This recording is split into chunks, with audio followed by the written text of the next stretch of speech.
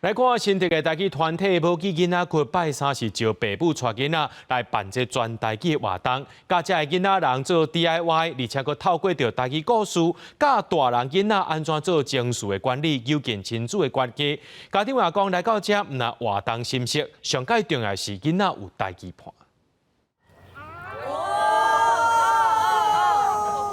摕用过塑胶杆仔、加纸巾，加上刷蚊泡，对柑仔喙喷一下，彩色的刷蚊泡就随出现。囡仔看了感觉真神奇，不少家长专工带囡仔来参加，因为活动心息，而且佫有台语伴。囡仔真正会当做欢喜，而且爽，而且拄着讲台语的囡仔伴。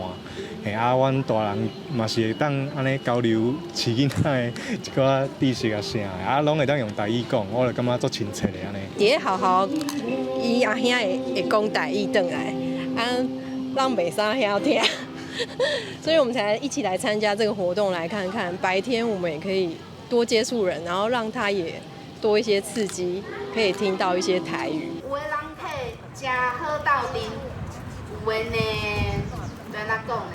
淡薄仔歹流量。有趣味活动，佫有台语故事通听。新竹母鸡囡仔群拜三举办亲子活动，现场除了有好耍的游戏，伊也利用这个机会安排课程，教大人参囡仔安怎管理情绪。因为囡仔发展到3岁左右，伊会慢慢发展无同的情绪，发现讲家己有无同的心情，要互因认捌，接受家己拢有足侪的情绪，知影安怎按答。哪佚佗，会当哪练习讲安怎喘大气，甲家己平静落来。